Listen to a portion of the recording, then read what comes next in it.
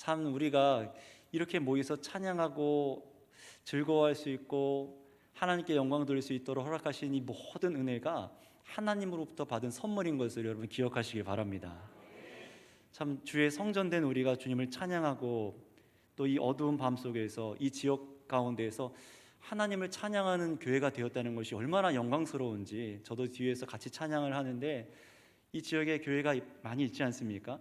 이 밤에 저녁에 예배를 드리는 곳도 있고 오후에 드리는 곳도 있고, 이 어두운 세상 속에서 지금과 같은 풍조 속에서 이렇게 한 성전으로 지어져서 영광의 하나님을 높여 찬양할 수 있는 자들이 있게 하셨다는 것, 이것이 참 은혜인 줄 믿습니다. 이 은혜의 길들이, 이 예배들이 더욱더 커져야 될 줄 믿습니다. 자, 하나님께서는 교회에게 여러 직분을 주셔서 참으로 헌신하게 하시고 또 수고하여 예수님의 몸된 교회를 자라가도록 하셨어요. 그것이 주님의 방법이죠.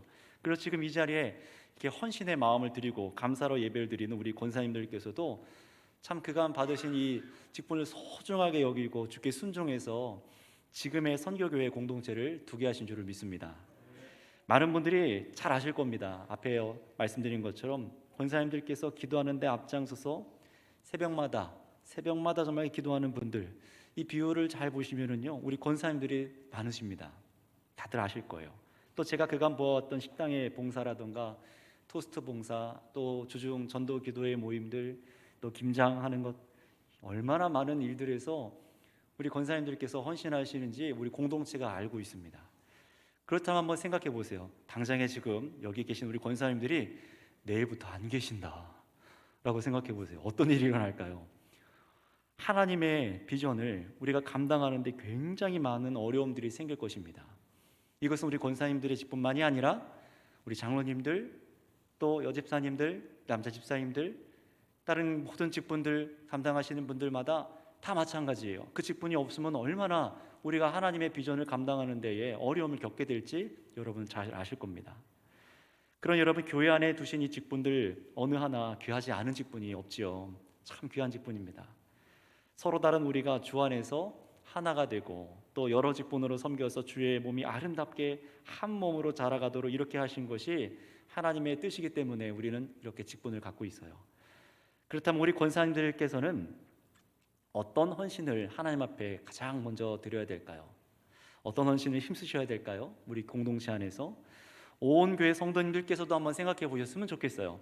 권사님들의 사역을 우리가 어떻게 이해하고 어떻게 받아들이고 어떻게 우리가 또 협력하고 지원을 할 수 있을까? 이것을 한번 생각하고 오늘 말씀을 좀 들어보셨으면 좋겠습니다.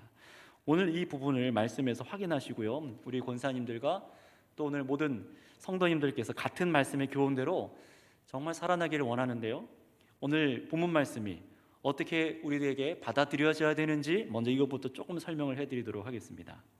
우리가 속한 우리 장로교, 대한예수교 장로회, 선교교회는 이 백석 총회 안에 우리 소속되어 있죠. 그런데 이 장로교 전체적인 장로교 헌법을 보면은요, 우리나라뿐만 아니라 해외도 마찬가지고 우리나라에서만 사실 권사님이라는 직분이 있습니다. 이 권사님이라는 직분은요, 성경 안에서 이 권사의 직분을 직접 언급한 것은 없지만 교회 안에서 권사님들과 같은 이 여성들로, 정말 섬김과 헌신하는 여성들로 교회를 세우는데 이런 삶의 이런 근거 구절들, 이런 분들이 교회 안에서 계셨구나, 이 성경 안에서도 초대교회 안에도 이런 여성분들이 계셨구나라는 것을 몇 군데 찾을 수가 있어요. 그 중에 하나가 디모데전서 3장 말씀에 11절부터 나오는 장로와 집사를 세울 때 여자분들 역시 남자분들과 동일한 기준으로 자격이 되는 사람에게 여집사의 자격을 주어야 된다라는 그 말씀이 한 군데가 있고요, 또 한 군데가 어디냐면은 바로 저와 여러분들이 읽은 오늘 본문입니다. 그래서 권사님들에 대한 이 근거 구절, 어떻게 우리가 여자분들의, 연세가 많으신 여자분들의 이 사역을 우리가 배워야 되는지, 어떻게 이해되는지, 이거를 근거할 수 있는 구절이 많지는 않지만 명확하게 한 가지 볼 수 있는 데가 오늘 본문 디도서 2장 말씀입니다. 그러니 잘 기억하셔야겠죠. 그래서 1절에 보실까요? 오늘 본문 1절에 보시면은요, 이렇게 말씀해요. 오늘 성경은 목회자가 바른 교훈에 합당한 것을 말해야 한다라고 하면서 이거를 모든 교회의 지체들, 나이가 있으신 많으신 남자분들, 여자분들, 그리고 젊은 남녀, 그리고 종에게까지 말씀을 가르쳐서 이것을 잘 듣고 배워야 된다고 말합니다. 자, 그런데 여기서 먼저 생각해 보셔야 될 것이 있습니다. 그것이 뭐냐면은 바른 교훈에 합당한 것, 바른 교훈에 합당한 것이 무엇이냐라는 것입니다. 한번 따라해 주시겠습니까? 바른 교훈에 합당한 것. 예, 바른 교훈에 합당한 것을 너는 말하라, 가르치라라고 말합니다. 자, 여기에 대해서 조금 먼저 말씀을 드릴게요. 교회는 분명히 공동체로 우리가 공동체로 존재를 합니다. 많은 사람들이 모여 있어요. 그런데 분명한 것은 교회는 10명이 모이든 100명이 모이든 1000명이 모이든 10,000명이 모이든 똑같은 기준과 똑같은 목적을 갖고 있습니다. 그것이 어디서 그 기준을 갖고 와서 목적을 삼을까요? 오직 성경 말씀입니다. 당시에는 이 구약 성경과 무엇밖에 없었을까요? 예수님을 통해 증거된 이 가르침들, 그리고 예수님을 직접 만났던 사도들을 통해서 우리 예수님께서 교회 안에 확고하게 두신 가치관들, 말씀들이 바로 바른 교훈에 합당한 것들이었어요. 바른 교훈의 기준들이었습니다. 우리는 그것을 지금 신약 성경을 전체를 통해서 66권 안에서 갖고 있죠. 엄청난 혜택을, 은혜를 누리고 있는 거예요.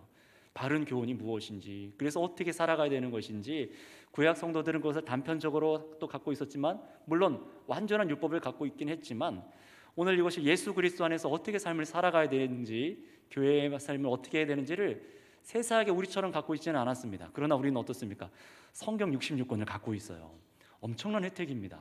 바른 교훈에 합당한 것을 우리 이 말씀 안에서 볼 수 있습니다. 따라서 바른 교훈에 합당한 것이란 말씀과 복음의 본질에서 나온 가르침들이라고 이해하시면 좋을 것 같아요. 우리가 무엇이 바르냐, 무엇이 틀리냐 많이 생각하잖아요. 우리 권사님들께서도 이 옳은 걸까?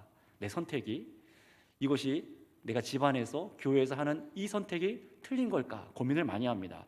그런데 그 기준이 무엇이냐라는 겁니다. 성경 말씀, 이렇게 많은 이 성경 말씀이 정말 나의 기준이고 바르고 합당한 교훈으로서 내가 이것을 삼고 있느냐, 이것을 봐야 되는 것이죠. 그런데 바로 이런 기준을 갖고 교회를 바르게 세우는 이 교훈들이 교회 안에, 저와 여러분들 안에 기준으로 자리 잡아야 되는데, 어떤 일이 있었냐면요, 오늘 본문에 이 디도서의 이 디도가 파송받아 가르쳐야 될 그레데 지역의 사람들, 이 그레데 섬입니다. 크레타라는 섬으로 지금도 여전히 있어요. 그런데 그 지역의 교회들에는 문제가 한 가지 있었어요.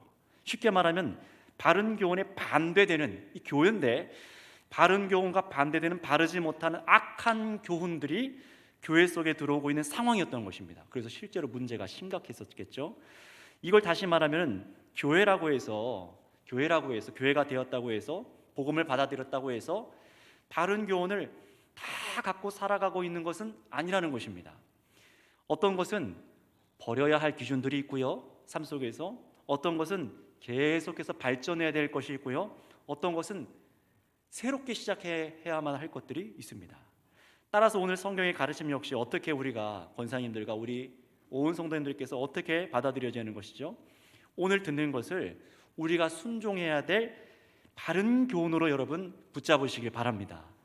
바른 교훈, 오늘 말하는 것을 잘 들으셔야 돼요. 이것이 바른 교훈이라고, 이것을 따르라고 가르치고 있구나 하고 선명하게 여기서 구슬 깨어듯이 바른 교훈들이 싹 깨어지면 좋겠어요.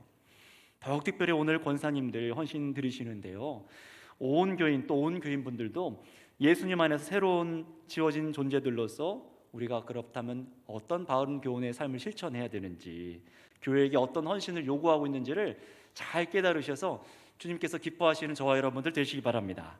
자, 먼저 2절 말씀 같이 읽어볼까요? 2절 말씀을 같이 읽겠습니다. 시작. 늙은 남자로는 절제하며 경건하며 신중하며 믿음과 사랑과 인내함에 온전하게 하고. 아멘. 자, 2절 말씀에는요, 보시면은 먼저 바른 교훈을 받는 첫 번째 대상을 말합니다. 그 첫 번째 대상이 누굽니까? 늙은 남자로라고 시작하고 있어요. 늙은 남자라고 하니까 지금 우리 인식에는 어떻습니까? 아주 연세가 지극하게 드신 어르신들, 남자분들을 생각할 수가 있는데요, 이 성경에서 말하는 이 늙은 남자들이라는 것은요, 꼭 고령의 연령대를 말하는 것은 아닙니다. 이 세번역 성경에서 뭐라고 말하고 있냐면 나이가 많은 남자들, 이렇게 되어 있는데요, 이 당시 교회 공동체 안에, 그것도 로마 시대를 기준으로 보면은요, 사람들의 평균 연령이 그렇게 높지 않았습니다. 지금처럼 우리는 몇 수 세대라고 하죠? 네, 백수 세대라고 그런 얘기까지 나오고 있어요. 자, 그런데 보시기 바랍니다. 이 당시 사람들은 평균 연령이 낮았습니다. 질병의 문제도 많이 있었고, 그래서 로마인들 평균 연령이 60 넘어가면 많이 사는 거였습니다.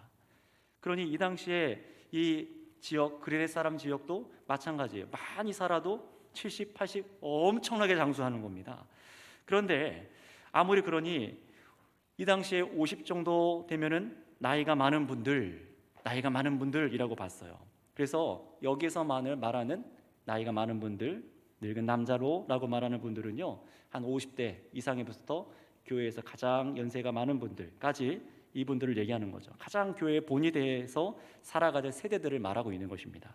자, 그렇다면 이 교회 안에 나이가 많은 남자분들에 대해서는 무엇을 먼저 따라야 한다고 하는지, 금방 전에 2절을 읽었는데요, 한번 2절 다시 보시겠습니까? 절제하고 경건하며 신중하며 믿음과 사랑과 인내하며 온전하게 하고 라고 말을 합니다. 남자들에게 먼저 이게 적용이 돼요. 그런데 이 덕목들, 사랑과 같은 이 열매와 인내로 온전하게 하라라는 이 교훈은요, 나이 많은 남자분들이 아니라 곧 이어서 3절에 여성들에게도 적용되고 있습니다. 우리 한번 3절 말씀 같이 읽어볼까요? 3절입니다. 시작. 늙은 여자로는 이와 같이 행실이 거룩하며 모함하지 말며 많은 술에 종이 되지 아니하며 선한 것을 가르치는 자들이 되고. 아멘. 자, 디도서에서 나이가 많은 여자분들, 우리 권사님들과 같은 해당하는 이 직분을 갖고 있는 사람들에 해당되는 분들의 권고 구절이 여기 나와 있어요. 뭐라고 말합니까? 교회 안에 나이가 많은 여성들도 앞에 나이가 많은 남자분들에 해당하는 삶을 살아야 될 뿐만 아니라 어떤 것이에요? 또 무엇도 있어야 됩니까? 절제, 경건, 신중, 믿음, 사랑, 인내, 이거 다 있어야 됩니다. 온전한 삶이 똑같이 있어야 된다라고 말해요. 그런데 이상하게 여자분들은 한 가지가 추가되어 있어요. 여기서 끝이 아니에요. 뭐라고 3절에 말합니까? 이로 인해 행실을 거룩하게 하라. 또 뭐 하지 말라고요?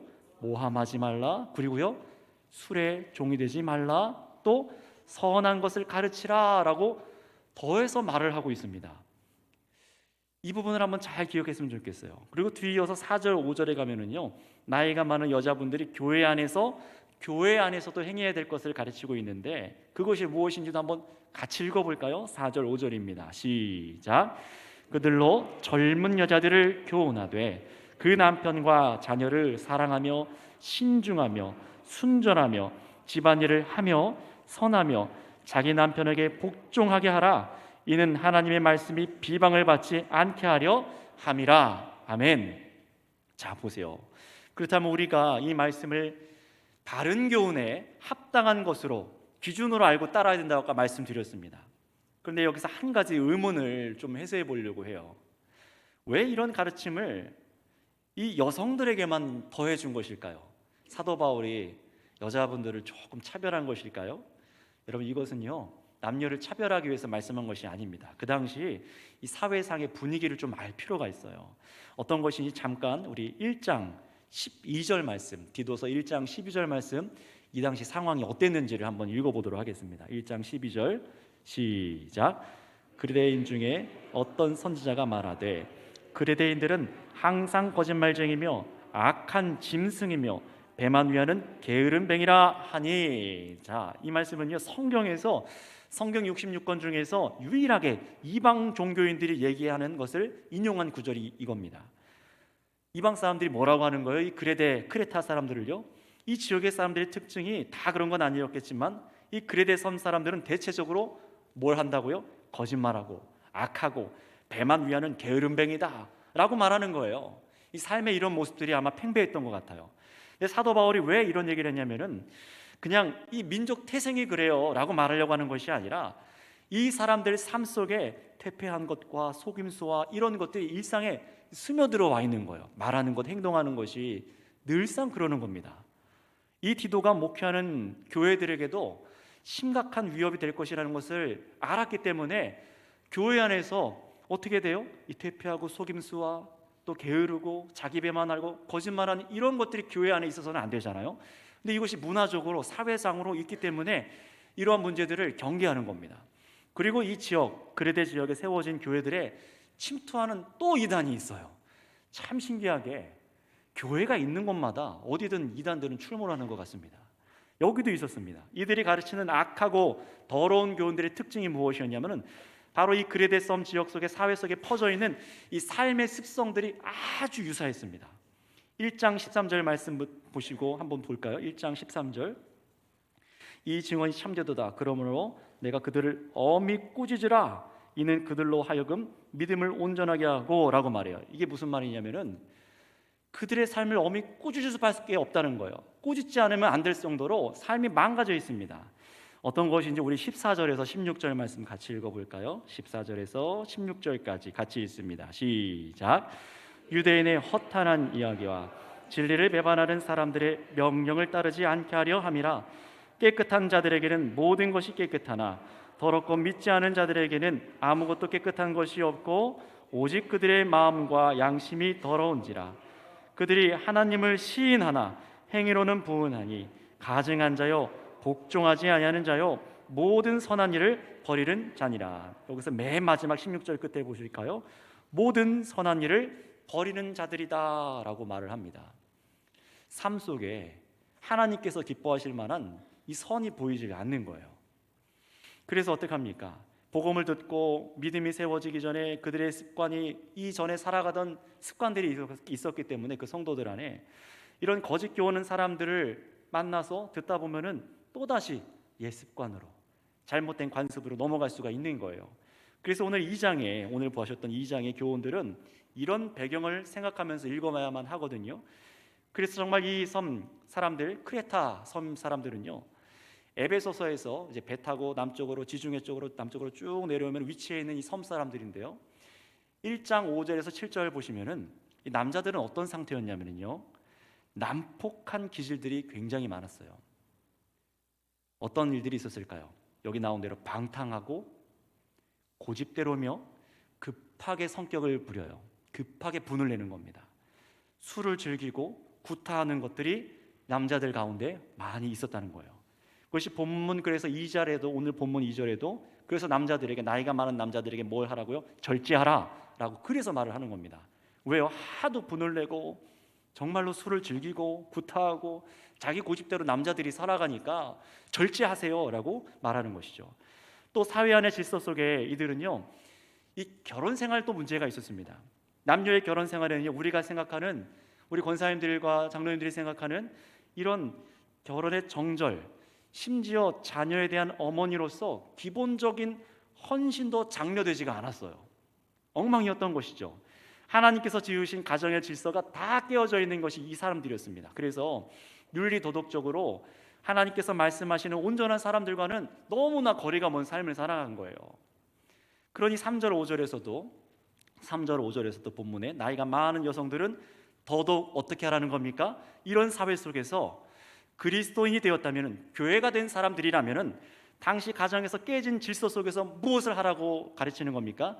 지금까지 하나님의 바른 교훈과 반대돼서 살아왔던 삶을 이제는 여러분들 안에서 끝내십시오 라고 하는 거예요.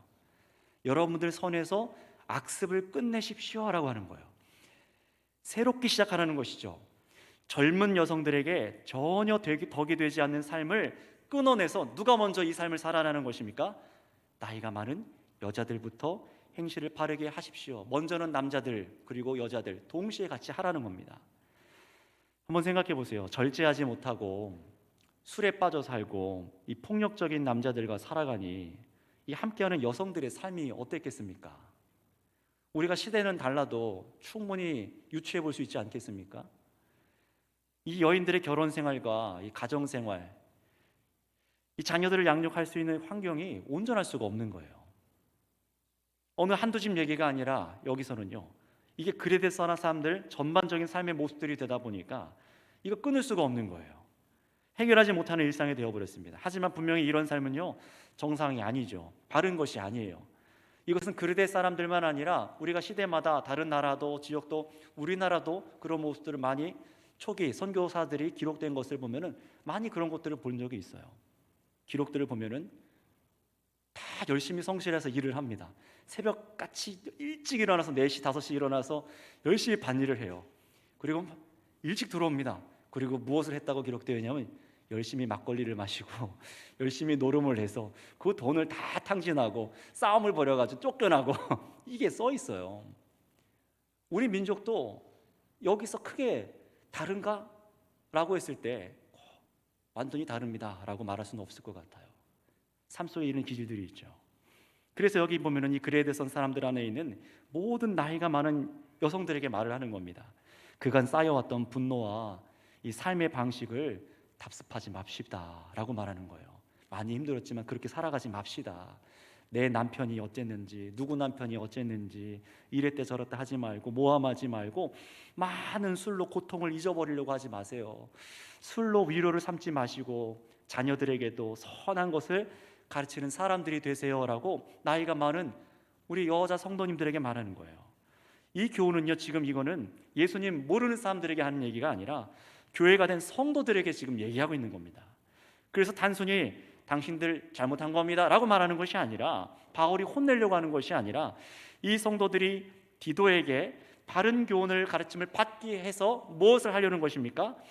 믿음의 첫 세대들을 단단하게 만들려고 하는 거예요. 그 집안에 가장 집안의 어른일 뿐만 아니라 교회 안에서 가장 어르신들 아닙니까? 가장 어른들 아니세요? 우리 권사님들. 그렇죠? 나이가 많은 여자분들께서 앞으로 계속해서 세워져야 할 거룩한 예수님의 교회가 바르게 자라가게 하기 위해서 다음 세대들 앞에서 헌신하라라는 것입니다. 자, 그런데 보세요. 이 헌신의 영역을 보시기 바랍니다. 우리가 헌신하면은 많은 교회 안에 여러 가지 봉사들을 먼저 떠올려요. 교회의 전도, 또 예배를 돕고 공동체를 섬기는 헌신, 중요합니다. 매우 중요해요. 그러나 이거 다 사랑의 열매들이지만 오늘 이 사도 바울이 먼저 나이가 많은 여자분들에게 권면하는 이 헌신의 영역은 성도들 삶 속에 깊이 들어와 있습니다. 자신만 아니라 가족과 자녀들, 교회 안에 예수님의 복음을 듣고 전도되어 나온 젊은 여자들에게도 바른 삶과 하나님께서 원하시는 바른 삶이 무엇인지 보게 하고 듣게 하고 살아갈 수 있도록 가르치라라는 것입니다. 죄송합니다. 이 말은요, 나이가 어리면 가르치면 안 된다라는 얘기가 아니죠. 꼭 나이 많은 사람들이 젊은 사람들을 가르쳐야 됩니다라는 그런 구절이 아니에요. 이런 얘기를 하는 것이 아니라 바른 교훈을 따르고 지금까지 삶에 바르지 않은 습관들을 먼저 끊고 어머니 세대에서, 할머니 세대에서 먼저 그것을 보여주라라는 것입니다. 거기에는 참 여러분 아시겠지만 굉장히 많은 기도가 필요할 거예요. 얼마나 쉽지 않은지, 여러분의 인생을 통틀어서 어려움에 있는 습관들, 내가 받았던 상처들, 우리 집안에서 갖고 있었던 문제들, 성경에서 말하고 있지만 내가 도저히 지킬 것 같이 할 수 없을 것 같은 이런 일들이 우리 삶 가정 안에 있을 수 있습니다. 그런데도 뭐라고 권면하는 거냐면, 나이가 많은 여성들이요, 여러분들이 젊은이들을 위하여서 먼저 삶에 답습하던 것을 끊어내십시오. 바른 교훈을 따라가서 새 삶을 보여주십시오 라고 말하는 거예요. 그래서 이 사람들이 어떻게 했을까요? 은혜로 생명을 얻은 길을 보고 내 힘으로 끊을 수 없는 이 악한 세상의 풍조와 제약이 나에게서부터 끊어지게 하시는구나. 우리 가정 가운데 하나님께서 새 일을 행하고 계시는구나. 할 수 없다는 얘기가 아니라, 이거 불가능해요 라는 그런 얘기가 아니라, 나를 기분 나쁘게 하는 얘기가 아니라, 여러분의 가정을 새롭게 하기 위한 하나님의 복음에 씨를 심는 중인 줄 믿으시기 바랍니다. 너무나 귀한 일들이 많죠. 믿음의 한 며느리가 들어와서 정말로 하나님의 나라를 이뤄가는 이룻과 보아스 같은 일들을 청년들도 잘 알고 있을 것이고, 여러분들 집안에서도 여러분이 믿음의 1세대인 권사님들도 계실 수 있어요. 믿음의 며느리로, 믿음의 어머니로, 이제 믿음의 할머니가 되어서 예수 그리스도의 가정을 세워가고 있는 줄 믿습니다. 그런데 무엇을 하라고요? 그 안에서 헌신하시되 교회의 여러 가지 봉사 좋습니다. 그러나 가정 안에서 끊어내야 될 것들, 바르게 세워야 될 것들을 성경의 기준으로 세우시라라는 것입니다. 여러분 기도하시기 바랍니다. 기도하지 않으면 안 되는 일들이죠. 얼마나 많은 헌신과 눈물과, 아까 권사님 기도하신 것처럼 얼마나 많은 눈물이 필요하겠습니까? 얼마나 참고, 오늘 오전 말씀처럼 얼마나 예수님처럼 우리가 또 참아야겠습니까? 물론 이런 헌신의 가장 큰 동기는 무엇이어야 될까요? 우리 주님의 구원하신 은혜인 줄 믿습니다. 나를 먼저 구원하셔서 이 생명에 얻는 길을 나에게 먼저 보게 하셨고, 내 힘으로 끊을 수 없는 이 약한 세상의 풍조에서 나를 먼저 불러서 우리 가정 안에, 우리 삶 가운데 악한 관습들이 끊어지게 하시니 은혜입니다. 할렐루야. 이 마음으로 예배하는 삶으로 가정 안에서 삶의 문제들을 하나씩 끊는 것이죠. 그래서 그레데 섬에 내팽개 쳐졌던 그 가정 속에서 무엇이 요구되는 겁니까? 가정입니다. 5절에 뭐라고 말할까요? 한번 5절 말씀 다시 한번 보실까요?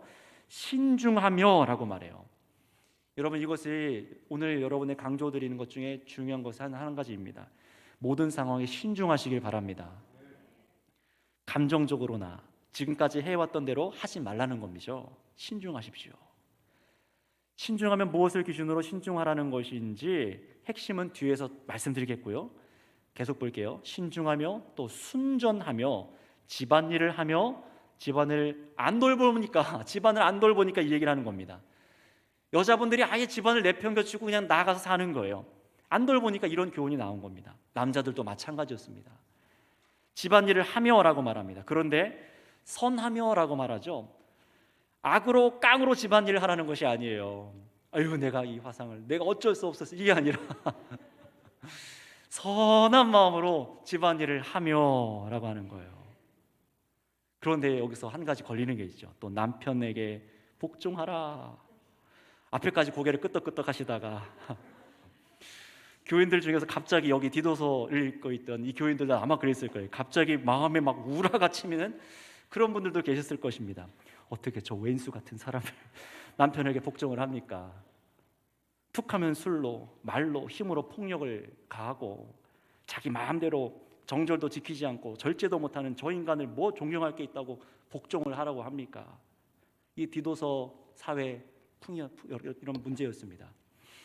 근데 이것이 꼭 다 다른 그들만의 문제는 아니었던 것 같아요. 이렇게 보세요. 오늘 디도서를 기록한 사도 바울이 에베소 교회 성도들에게 보낸 편지를, 에베소 교인들에게도 보낸 편지를 우리가 알고 있어요. 디도만이 아니라. 오늘 오전 주일 말씀 한번 기억해 보시겠어요? 예수님께서 참으신 걸음과 십자가에서 일어난 일들을 저와 여러분들은 알고 있습니다. 저와 여러분들의 적대감들 있죠? 적대감, 미워함, 또 폭력으로 다시 복수하고 싶고 하나 되지 못하는 그런 모든 것을 예수님께서 십자가 위에서 끊으셨습니다. 복수하지 않고 예수님께서 똑같이 조롱하지 않으시고 똑같이 욕하지 않으시고 똑같이 때리지 않으시고 자신의 인생을 비관하시거나 그래서 사명을 버리지 않으셨어요. 그것이 예수님이십니다. 우리의 왕이세요.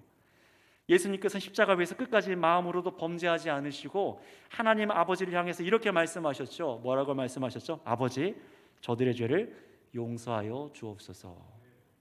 자기들이 하는 것을 알지 못하나이다. 그런데 어떻습니까? 하나님의 아들의 십자가 위에서 보혈이 뚝뚝 떨어지는 그 자리 밑에서 사람들이 뭘 하고 있었죠? 예수님의 옷을 제비 뽑고 자신의 유익을 위해서 그 은혜를 깨닫지 못하고 살아가고 있었어요. 자기들이 하는 것을 모르는 거예요. 오히려 그 십자가 밑에서 하나님의 아들이 못 박혀서 피 흘리는 그 자리 밑에서 예수님을 조롱하며 예수님께 내려와 보라고 말을 하는 겁니다. 그런데 여러분, 그리스도의 용서는 바로 그런 사람들을 향해서 베풀어주고 있다는 것, 이것이 은혜입니다. 십자가의 은혜를 깨달지 못한 사람들, 십자가 아래에 나와왔지만 그 은혜가 무엇인지 깨닫지 못하고 여전히 범죄하는 자들을 향해서 하나님의 은혜가 베풀어지고 있다는 사실이에요. 얼마나 큰 은혜입니까? 내가 왼수라고 생각했던, 도저히 가망성이 없을 거라고 생각했던 저 사람을 향해서 예수 그리스도의 은혜가 흘러가고 있다고, 그 보혈의 은혜가, 용서가 흘러가고 있다고. 그럼 나는 어떻게 해야 될까?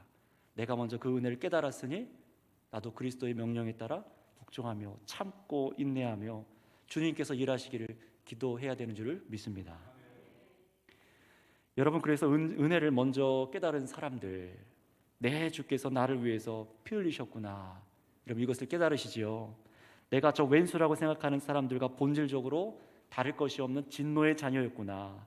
하나님께서 무한 용서를 나에게 허락하셔서 거룩한 삶이 무엇인지 본으로 주셨으니 이 복을 받은 내가 이제 마음으로 범죄하지 않고 삶으로도 죄짓지 않아서 나의 남편과 또 자녀와 가정과 집안에서 삶이 선하게 지어지는 것, 이것을 바라는 성도들이 되어야 될 줄 믿습니다. 교회에서만이 아니에요. 공동체로 모였을 때만이 아니라 여러분들의 가정에서도입니다.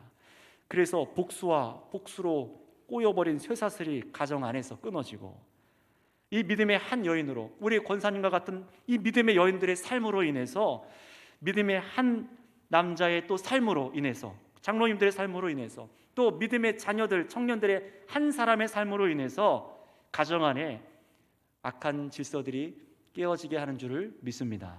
주님께서는 그렇게 지금 역사하라고 말씀하시는 거예요. 물론 결코 쉽지 않습니다. 정말 쉽지 않아요. 예수님 혼자 믿는 우리 청년들이나 우리 성도님들은 아실 거예요. 얼마나 이 일이 힘든 일인지요. 그레데섬 사람들의 사회 전반적인 구조가 그랬어요. 문화라고 해왔고 전통들, 역사가 그러하니 이런 삶을 도저히 가정 안에서부터 끊기가 어려웠습니다. 정말 많이 그래서 기도해야 하고 생각해야 되고, 말 한마디 표현, 감정의 표현, 섬김의 방법, 밥을 차려줄 때 어떻게 하십니까? 먹어. 작은 표현 하나까지도 바뀌는 거죠. 내가 당신이 좋아하는 걸 했어. 이 말 한마디, 이거 세상에서도 사실 가르치는 논리들이잖아요. 그런데 동기가 달라요.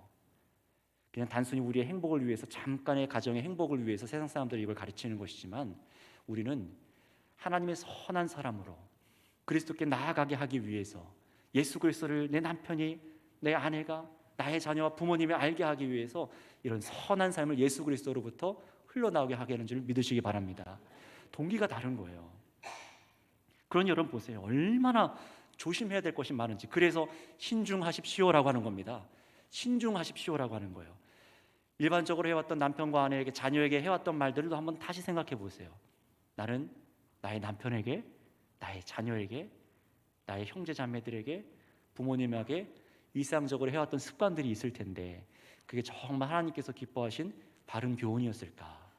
신중하게 돌아봐야 된다는 겁니다. 그럼에도 무엇을 목적으로 이렇게 신중함을 다해서 헌신해야 되는 것인가?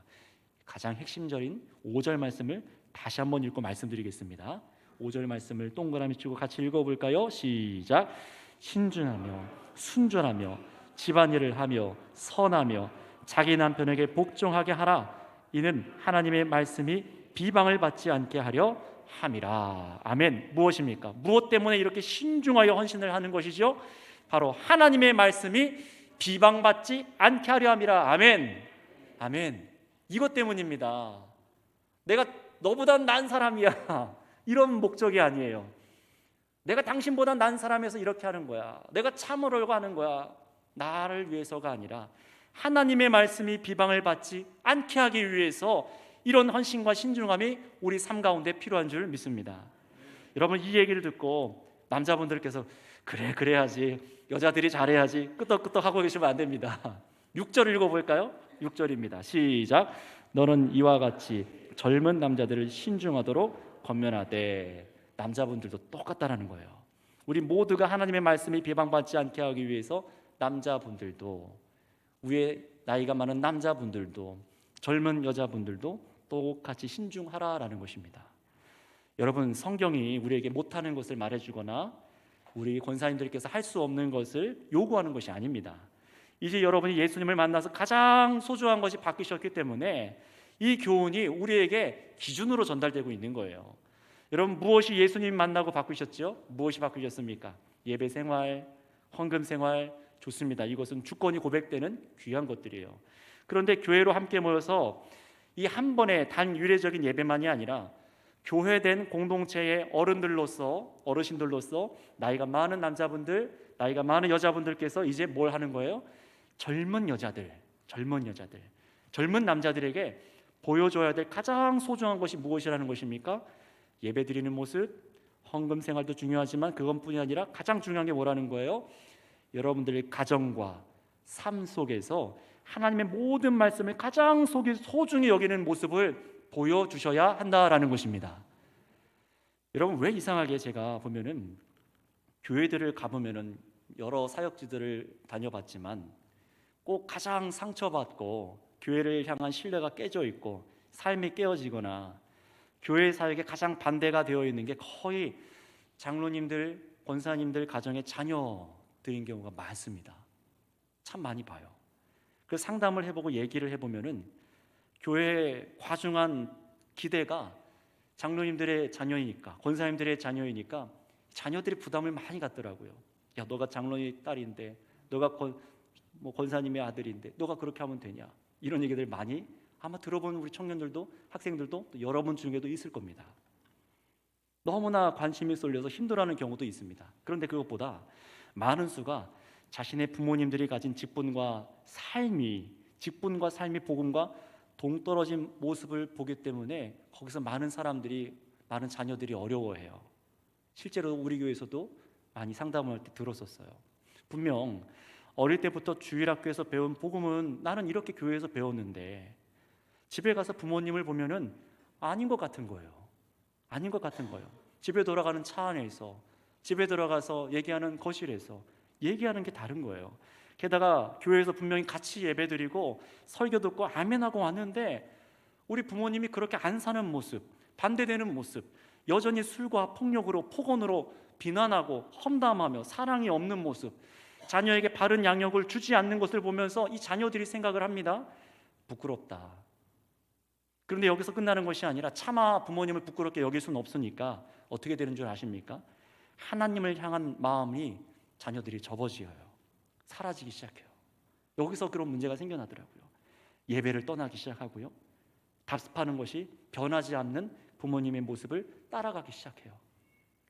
성도 여러분, 우리의 헌신은 이 교회당, 건물 안에서, 예배 안에서만 있는 것이 아니죠.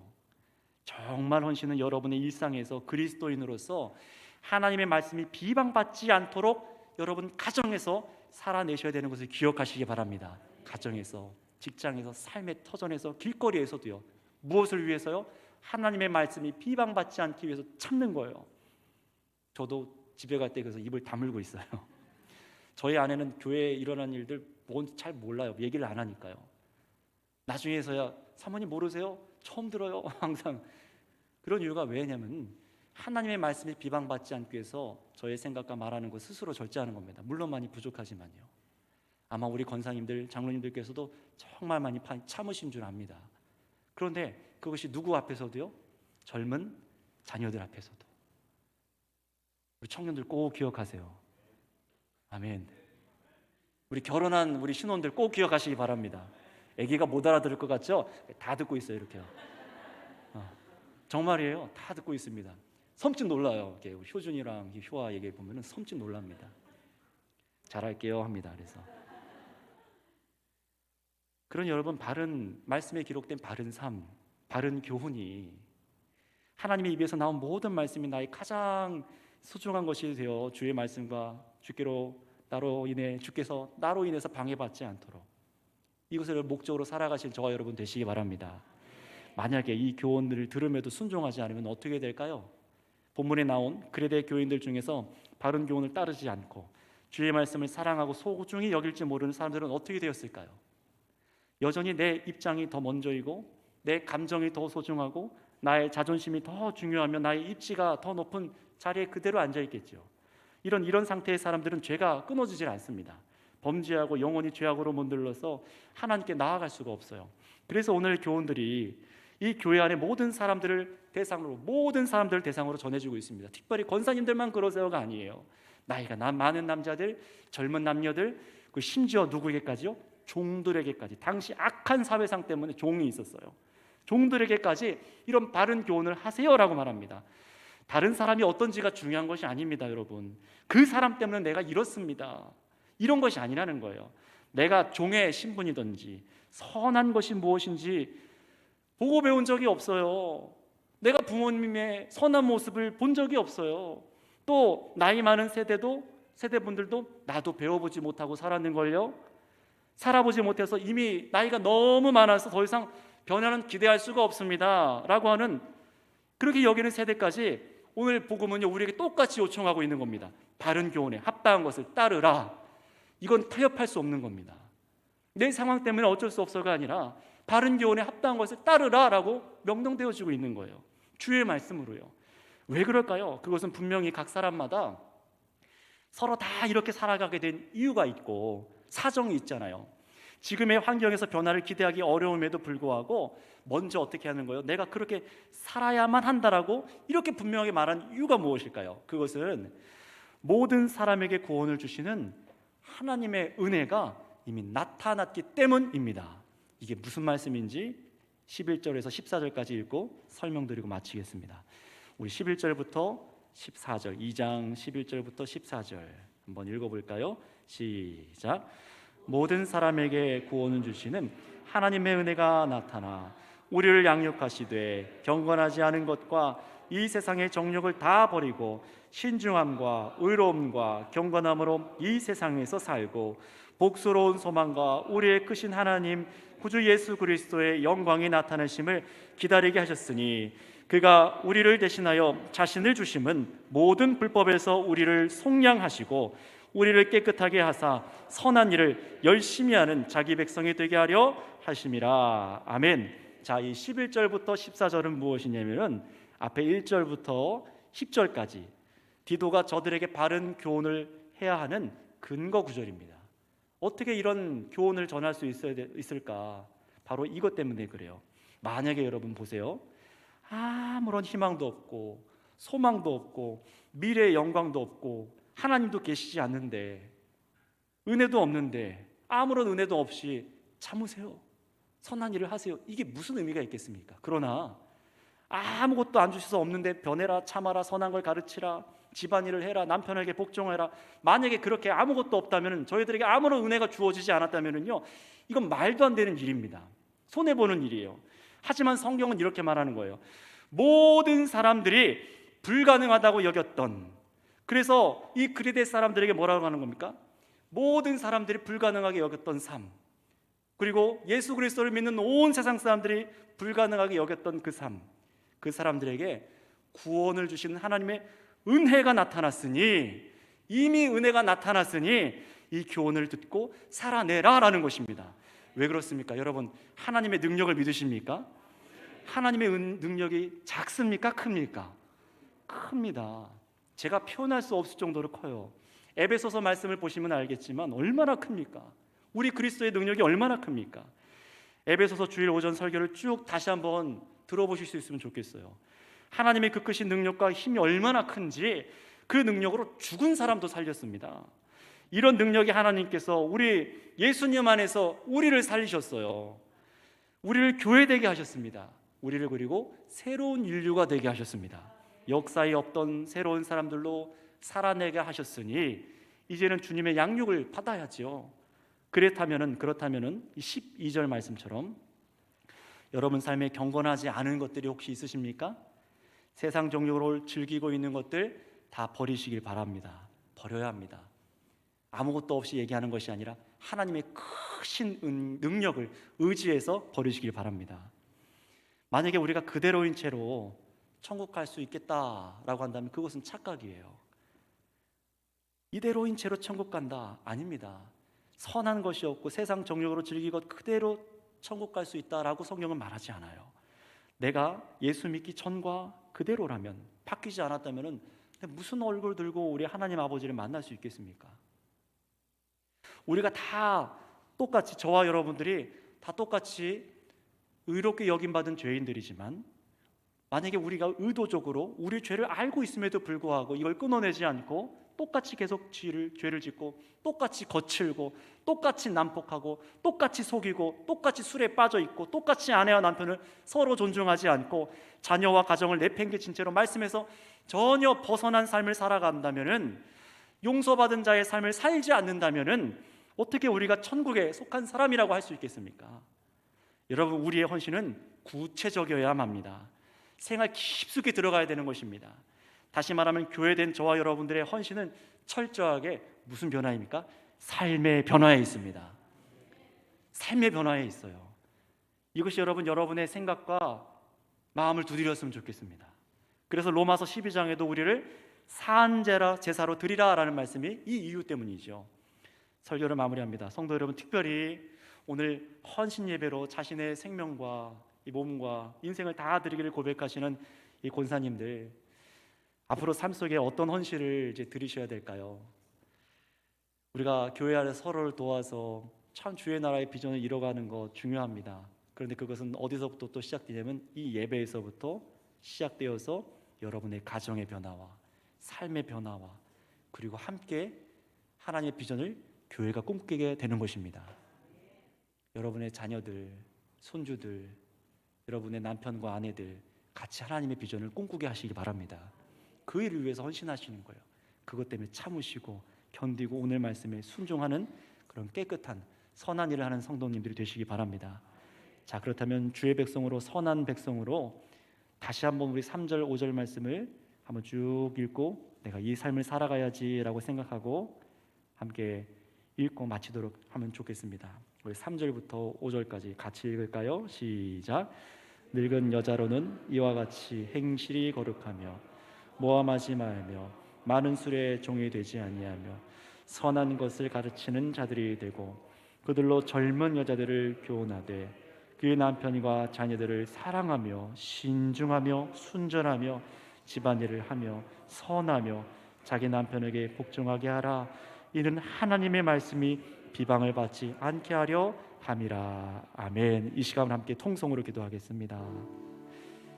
주님의 말씀이 비방받지 않기 위하여 여러분 이 마음이 언제나 우리에게 있어야 될 줄 믿습니다.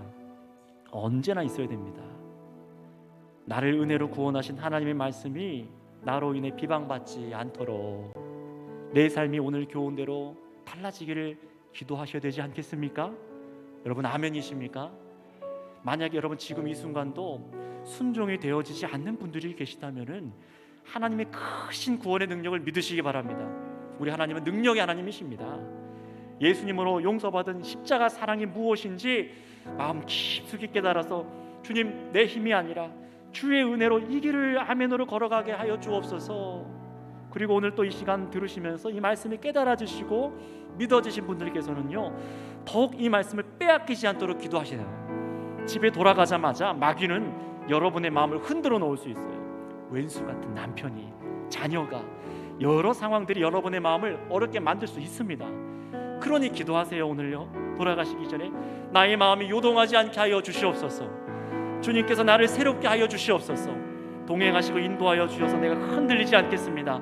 나로 오늘 은혜를 아는 자가 되게 하여 주셔서 내가 이 말씀에 순복하여 주의 말씀이 비방받지 않는 그 삶을 살아가는 자녀가 되게 하여 주옵소서 하고 주여 한번 부르기도 하겠습니다. 주여. 아버지 하나님 감사합니다. 하나님 나의 결정과 결단들이 하나님 주의 말씀을 비방받지 않기 위하여 했던 결단들이었는지 나의 선택들이 참으로 주께서 기뻐하시는 선한 그 말씀들을 따라서 했던 것인지 돌아볼 때에 얼마나 우리가 하나님 앞에 부끄럽고 하나님 얼마나 우리 죄악이 악하며 추악한지 나의 기준과 나의 생각으로 말하고 선택하고 마땅히 돌보아야 될 우리 가정과 우리 남편과 아내와 자녀들 그리고 사랑하는 교회의 젊은 자녀들 또 아버지 젊은 여성과 젊은 남자들 사랑하는 아버지 집사님들과 또 우리 청년들을 향하여서 우리가 참으로 보도를 허락하여 보여야 될 텐데 우리가 참으로 말씀을 정말 아버지 비방받지 않게 하기 위하여서 신중하였는지 돌아볼 때에 얼마나 아버지 우리 죄악이 큰지 주여 용서하여 주시옵소서. 우리의 입술을 우리의 마음을 우리의 손을 붙잡아 주시옵소서. 주님 주께서 기뻐하시는 이 삶을 살아가게 하여 주셔서 주님께서 기뻐하시는 삶을 살아갈 수 있도록 아름다운 교회로 나와 우리 가정과 하나님 우리 교회가 아름답게 지어져 가게 하여 주시옵소서. 주님 감사합니다. 감사합니다. 두 번째로 믿음으로 계속 기도합니다.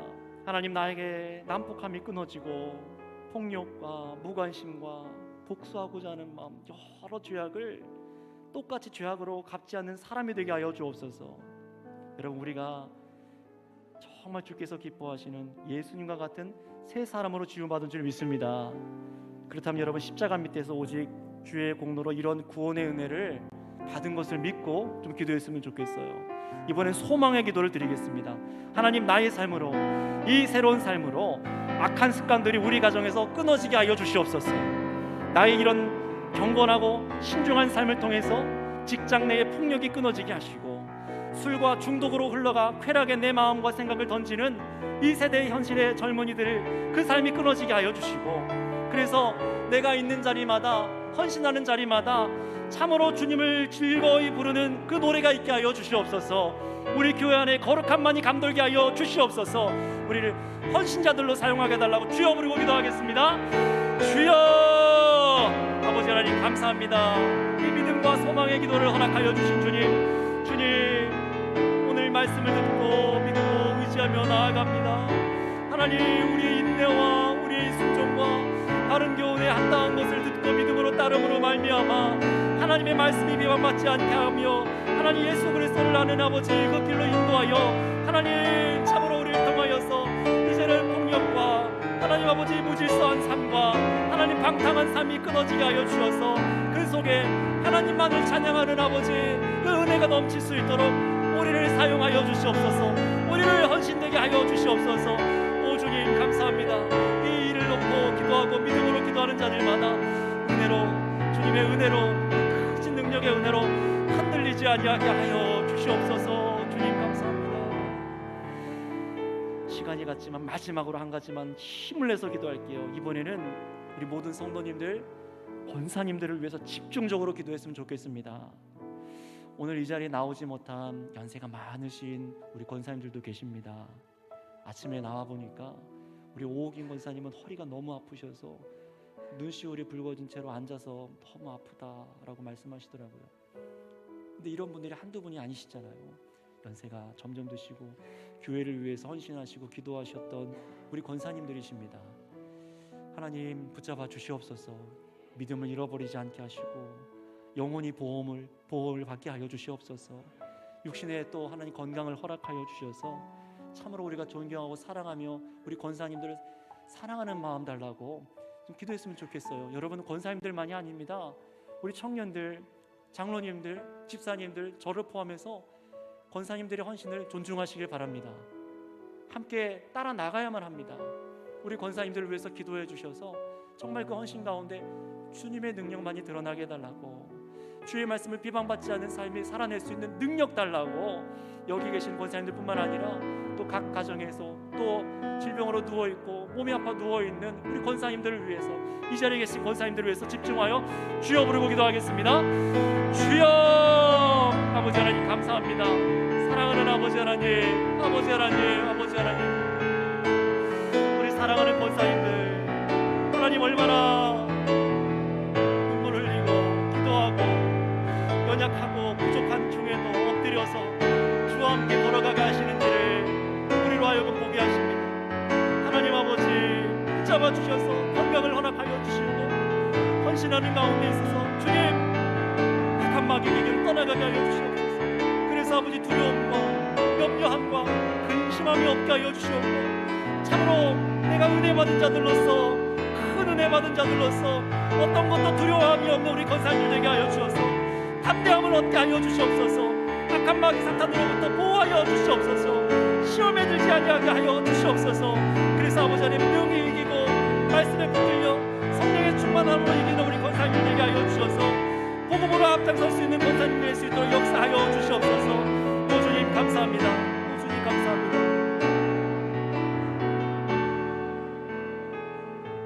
사랑의 주님 감사를 드립니다. 정말 이제는 우리의 힘과 능력으로 살아가는 자들이 아니라 오직 그 크신 능력 하나님의 은혜로 살아가게 된 줄을 믿습니다. 그러니 두려워하지 않는 마음을 우리 권사님들에게 허락하여 주시옵소서. 담대한 마음을 우리 온 교회에게 허락하여 주시옵소서. 그래서 우리 안에 끊어질 수 없다라고 여겼던 수많은 고집들, 폭력들과 죄악과 여러 가지 문제들이 이 바른 교훈을 따라 하나하나 질서를 잡아가게 하여 주시옵고 순종으로 말미암아 아름다운 교회로 우리가 자라가게 하여 주시옵소서. 오늘 헌신드리는 권사님들 붙잡아 주시고 이 모든 영광을 하나님께서 받아주신 줄 믿사오며 우리 구주 예수님의 이름으로 기도드렸습니다.